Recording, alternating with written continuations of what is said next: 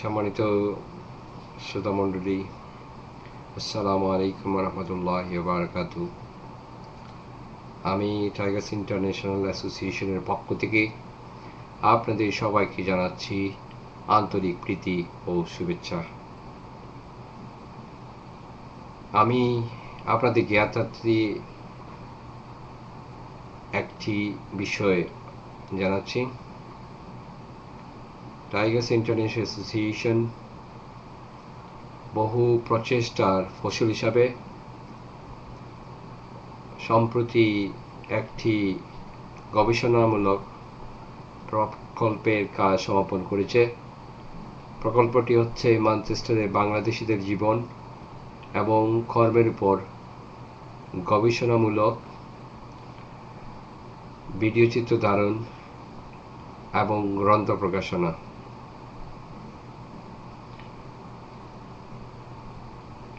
TIA Tigers international association ও Manchester metropolitan ইউনিভার্সিটির ইতিহাস বিভাগের পৃষ্ঠপোষকতায় গ্রেটার ম্যানচেস্টারে 1940 থেকে 70 দশকের মধ্যে যে সকল বাংলাদেশি বসতি স্থাপন করেছিলেন তাদের জীবন ও কর্মের উপর গবেষণামূলক এই প্রকল্প গ্রহণ করা হয়েছিল। উল্লেখিত প্রকল্পটি পরিচালনার দায়িত্বে ছিলাম আমি, মুস্তফা আহমেদ মুস্তাক। বাংলাদেশি প্রবাসী, বিশেষ করে যুক্তরাজ্যে আগত প্রথম ইমিগ্রান্ট বাংলাদেশিদের একটি অংশ গ্রেটার ম্যানচেস্টারে বিভিন্ন শহরে বসবাস করছেন, যেমন ম্যানচেস্টার, রসডেল, ওল্ডহাম, হাইড। এর মধ্য থেকে সর্বমোট 50 জনকে ইন্টারভিউ করা হয়েছিল। প্রত্যেকটি শহর থেকে কমপক্ষে 5 জনকে মনোনীত করা হয়েছিল। 40 থেকে 60 দশকের শেষান্তে বাংলাদেশি শ্রমিক, কর্মচারী, ডাক্তার, ইঞ্জিনিয়ার ও টেক্সটাইল মিলে কর্মচারী হিসাবে ব্রিটিশ শিল্পায়নে বিশেষ অবদান রেখেছিলেন সেই সকল হারিয়ে যাওয়া মানুষের না বলা কথা কাহিনী লিপিবদ্ধ করার উদ্যোগ হিসাবে এই প্রকল্পটি গ্রহণ করেছিল টাইগার্স ইন্টারন্যাশনাল অ্যাসোসিয়েশন। বাংলাদেশিদের কাহিনী অডিও, ভিডিও এবং পুস্তক আকারে প্রকাশ করা হবে এবং ব্রিটিশ আর্কাইভে তা সংরক্ষণ করা হবে। এবং যদি আমরা বাংলাদেশি আর্কাইভে সংরক্ষণের ব্যবস্থা করতে পারি তা আমরা প্রচেষ্টা চালিয়ে যাব, যাতে করে আমাদের বাংলাদেশি বর্তমান ও ভবিষ্যৎ প্রজন্মরা প্রথম প্রজন্মের জীবন এবং কর্ম থেকে শিক্ষা নিতে পারে। প্রতিটি ব্যক্তির শিশুবেলা থেকে শুরু করে বার্ধক্য পর্যন্ত তাদের জীবনালক্ষ্য সংরক্ষণের মাধ্যমে শুধুমাত্র বাংলাদেশিরা উপকৃত হবে না, বরং যুক্তরাজ্যে বসবাসরত আপাময় জনসাধারণের, বিশেষ করে ছাত্র, শিক্ষক, গবেষক, লেখক এই প্রকল্প থেকে বিশেষ উপকৃত হবে। উল্লেখ্য, দ্বিতীয় মহাযুদ্ধের দাবানলে ম্যানচেস্টারের টেক্সটাইল সহ অন্যান্য শিল্প কারখানা যখন ধ্বংসের পথে ধাবিত হচ্ছিল, তখন বাংলাদেশি তরুণ ও যুব সমাজ এদেশে পাড়ি জমায় এবং যৎ সামান্য বেতনে এবং মানবতর জীবনযাপন করে প্রায় ধ্বংসপ্রাপ্ত শিল্প কারখানাকে টিকিয়ে রেখেছিল।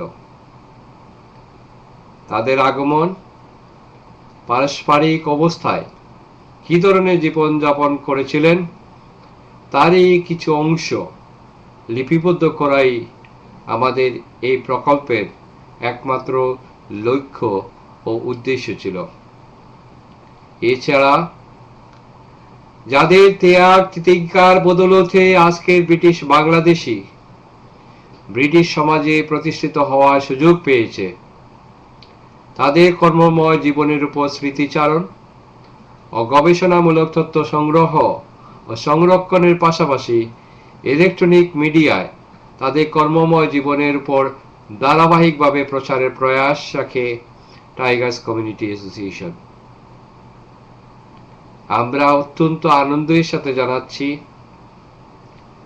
আমাদের সহকর্মী জেটিভি ও এটিএন বাংলা এই প্রকল্পটিকে আপনাদের কাছে আরো সম্প্রসারিতভাবে এই প্রকল্পের কাজকে নিয়ে যাওয়ার জন্য সুযোগ দিয়েছেন। আমি বিশেষ করে আমার সহকর্মী মোহাম্মদ শাহিদ মিয়াকে আন্তরিক ধন্যবাদ জানাচ্ছি এবং আমি এও আশা করছি বিলেতে এবং বাংলাদেশের প্রিন্ট এবং ইলেকট্রনিক মিডিয়া এই প্রকল্পের ধারাবাহিকতাকে অব্যাহত রাখার জন্য আবার আগিয়ে আসবেন এবং এর গুরুত্ব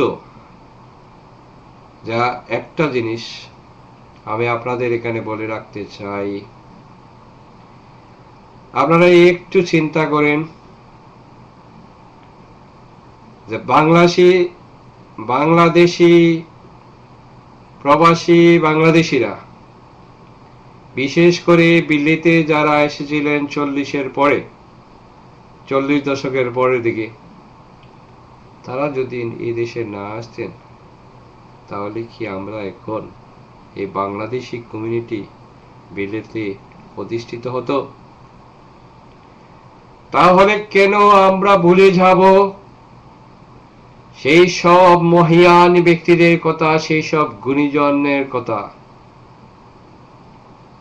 তারা হয়তো আপনার আমার মতো শিক্ষিত বা সমাজে অধিষ্ঠিত এবং প্রতিষ্ঠিত হতে পারেননি, কিন্তু তাদের নিরলস প্রচেষ্টা এবং অক্লান্ত পরিশ্রমের ফলে শুধুমাত্র তাদের দৈনন্দিন এবং অর্থনৈতিক জীবনে পরিবর্তন আসেনি, কিন্তু এখানে এক অসাধারণ কৃতিত্বের দাবি রাখেন সেই সব বীর বাংলাদেশিরা যারা 7 সমুদ্র 13 নদী পার হয়ে এই সুদূর প্রবাসে বিলেতে এসে জীবনযাপন শুরু করেছিলেন। এর মধ্য থেকে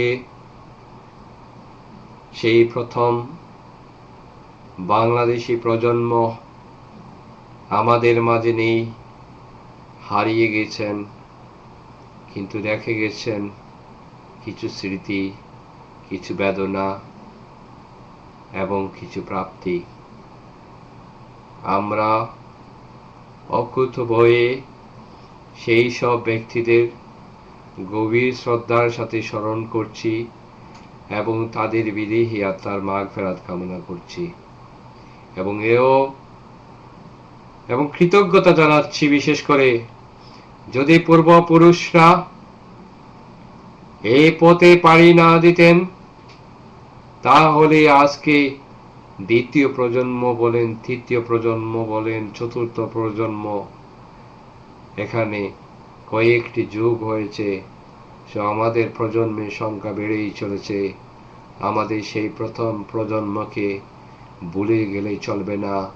আসুন আমরা সকলে মিলে আমরা সংরক্ষিত করি তাদের কর্মজীবন, পারিবারিক জীবন, সাংসারিক জীবন এবং সর্বোপরি তাদের এক ভিন্ন জীবনের কাহিনী। বাংলাদেশি ভাই ও বোনেরা আমার, বিলেতে বাংলাদেশের ইতিহাস এক করুণ ইতিহাস, প্রবাসী বাংলাদেশের এক ইতিহাস, এক ঐতিহ্যবাহী ইতিহাস। প্রবাসী বাংলাদেশিদের ইতিহাস একটি স্মরণ রাখার মতো একটি ইতিহাস। এদেশের বাংলাদেশিরা শুধুমাত্র বাংলাদেশি কমিউনিটি বিলাতে প্রতিষ্ঠিত করে যাননি, তাদের ব্যক্তিগত প্রচেষ্টার ফসল হিসাবে বাংলাদেশে কয়েকশো, কয়েক হাজার, কয়েক লক্ষ পরিবার তারা চালিয়ে নিয়ে যাচ্ছেন। বাংলাদেশের উন্নয়নে সচেষ্ট ভূমিকা রেখে চলেছেন। তাদের প্রেরিত অর্থ দ্বারা বাংলাদেশের প্রবৃদ্ধি বাড়ে। তাই ভুলে গেলে চলবে না, প্রবাসী বাংলাদেশিদের অবদান মুক্তিযুদ্ধেও কম নয়। মুক্তিযুদ্ধের সময় 1971-এ যদি প্রবাসী বাংলাদেশিরা এদেশ থেকে অর্থ সংগ্রহ করে বাংলাদেশের স্বাধীনতা সংগ্রাম করার জন্য সাহায্যে এগিয়ে না আসতেন, তাহলে সেদিন হয়তো বাংলাদেশ বলে একটি রাষ্ট্রের জন্ম হতো না। আমরা এখনো সেই তদানীন্তন পাকিস্তানের তাবেদার রাষ্ট্র হিসাবে, পূর্ব পাকিস্তান হিসাবে আমরা এখনো বসবাস করতাম এবং আমাদের পরিচয় থাকতো পাকিস্তানি। আমরা বাংলাদেশি বলে আমরা গর্ব করার তখন কিছুই ছিল না যদি আমরা স্বাধীনতা না পেতাম। তাই আমি এই প্রকল্পের মাধ্যমে আমার বইয়ের যে কতকগুলো যেগুলো ছাপা হবে সেগুলোতে আমি প্রবাসে আসার পূর্বে বাংলাদেশে তাদের জীবন বাল্যকাল থেকে শুরু করে শৈশব, কৈশোর এবং যৌবনের উদ্ধমতার সময়ে যেসব যুবক বাংলাদেশিরা তাদের পরিবারের মায়া ত্যাগ করে সুদূর প্রবাসে এসেছিলেন এবং কষ্ট করে বিদেশি মাটিতে স্বজন ছাড়া, পরিবার ছাড়া, বন্ধু বান্ধব ছাড়া এক কৃত্রিম পরিবেশের মধ্যে নিজেকে মানিয়ে নিয়ে তারা যে জীবন যাপন করেছিলেন, আমরা সেই সব বাংলাদেশিদের কিছু অংশ আমরা সবাইকে হয়তো এই ইতিহাসের লিপিবদ্ধ করতে পারবো না, কিন্তু আমরা সেই সব ব্যক্তিদের, এরা হয়তো সমাজে প্রতিষ্ঠিত নন, কিন্তু আমরা ভুলে গেলে চলবে না যে এই প্রজন্ম যদি এদেশে না আসতো তাহলে প্রবাসী বাংলাদেশিদের ইতিহাস রচনা করা মুশকিল হয়ে যেত।